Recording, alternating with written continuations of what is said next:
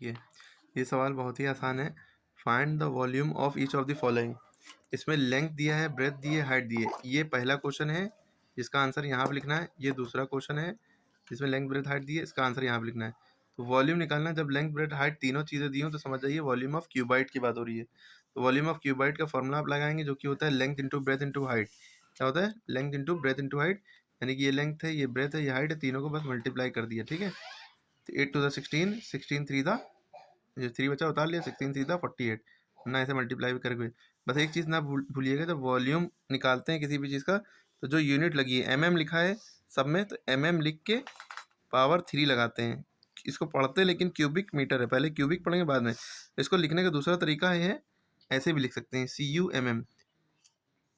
3 को अगर हम पहले ले जाएं तो ये ऐसे लिखा जाएगा जैसे 48 CUMM, क्यूबिक मिलीमीटर। ठीक है, और मिलीमीटर क्यूब, दोनों ही बातें सही हैं, दोनों तरह से लिख सकते हैं।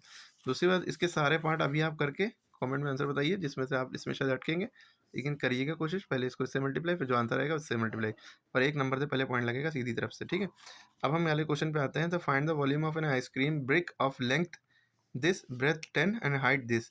आइसक्रीम ब्रिक जब आप खरीदने जाते हैं 100-150 रुपये का मिलता है, उसमें लेंथ ब्रेथ हाइट दी हुई है इसकी, तो हमने नोट कर लिया। अब हमें क्योंकि वॉल्यूम निकालना है तो इसका शेप कैसा होगा? वॉल्यूम ऑफ क्यूबाइड वाला। तो वॉल्यूम ऑफ क्यूबाइड फॉर्मूला होता है length into breadth into height.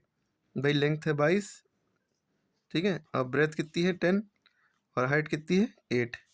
ठीक है, तो आपकी मर्जी, पहले आप इन दोनों को मल्टीप्लाई करिए, ये बात पहले इन दोनों का आपस में कर ली किसी को। तो लेंथ तो ब्रेथ आप पहले मल्टीप्लाई करेंगे, 22 इंटू 10 220। कोई भी नंबर अगर 10 से मल्टीप्लाई होता है तो उस नंबर के आगे 0 लग जाता है। फिर बचा 8, 8 उतार लिया।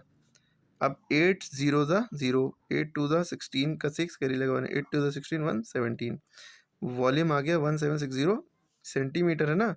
तो क्योंकि वॉल्यूम निकालना है तो पावर 3 लग जाएगी। ठीक है, और इसका दूसरा तरीका क्या है करने का? 1760 क्यूबिक सेंटीमीटर।